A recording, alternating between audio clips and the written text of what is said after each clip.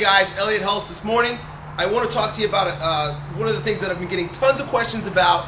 Now, as you guys know, you can always ask me questions, and when I find recurring themes through the questions that you're asking me, I try to attack those first. So today, what we're going to talk about is rotational strength.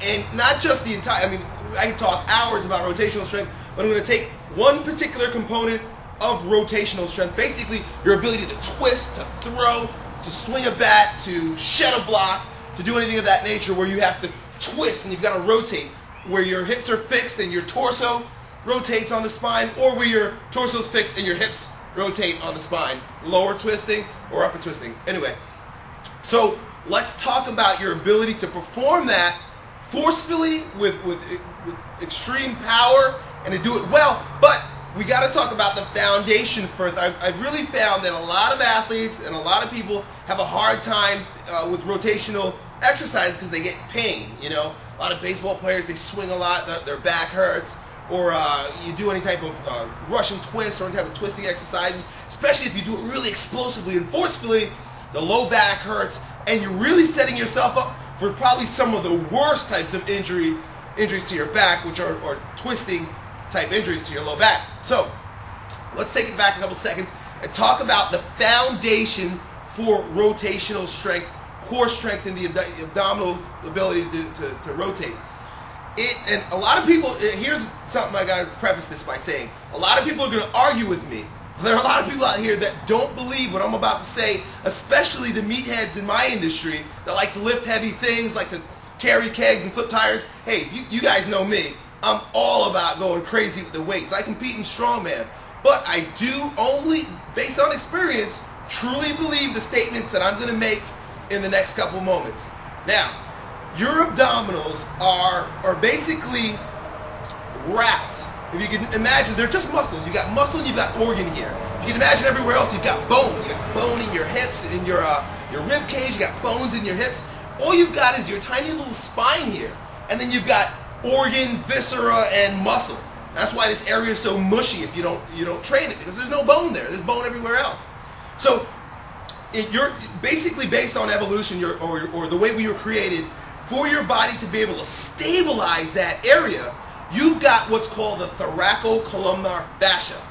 Now, what the hell is that? That's basically a sheath of fascia, or if you can imagine, like plastic wrap, really, really strong, like saran wrap, wrapped underneath your skin, right on top of your muscles throughout your entire core here.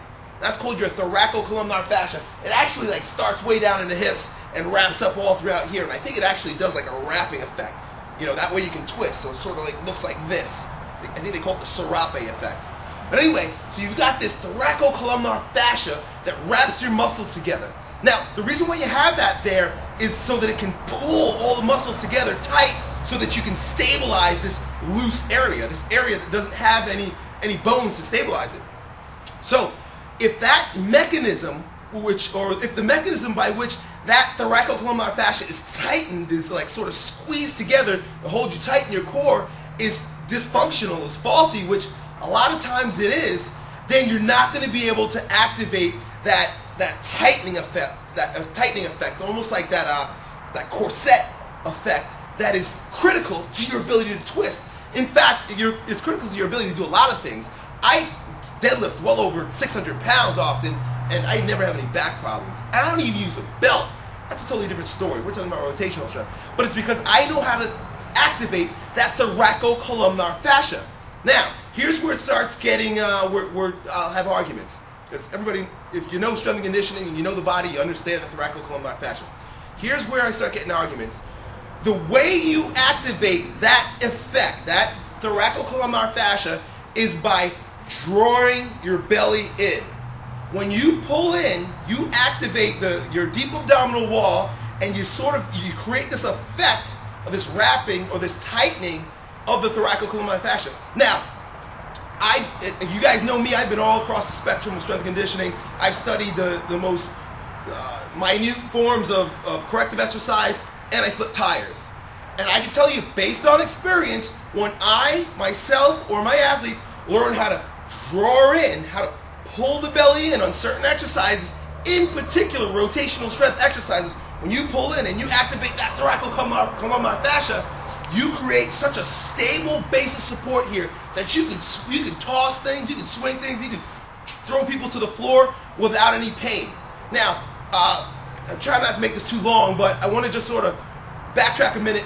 If you're training the abdominals with only crunching exercises and side bends and things of that nature, and not doing any drawing in, especially if you have a dysfunctional deep abdominal wall, which is a topic in and of itself on another story. I mean, it has a lot to do with nutrition and lifestyle also. But if you're dysfunctional in your ability to create that serape effect, that wrapping effect, and you're just crunching and you're doing a lot of side bends and you're training the superficial muscles of the abdominals, you're not doing yourself any favors with regard to increasing rotational strength. In fact, you're probably making yourself worse. Because if you think of your spine as a spindle, as something that sort of needs to rotate on an axis, and you throw that axis off one degree or the other, first of all, the spinning effect is not going to be very good. Because really, when you're throwing something, you're twisting, you're spinning, and you set yourself up for injury. If you can just imagine. So if my spine is designed to rotate like this, and I've been crunching a lot, and I rotate like this, boom. I mean, I put myself at increased risk of injury. So I hope that makes sense. If it doesn't make any sense to you, and throw me a question, just write down there, Elliot, what the hell are you talking about? Or if you have any arguments, if you're not sure, if you don't believe what I'm saying, I'd love to talk to you about what works for you. So anyway, I hope that works for you. This is your tutorial for today.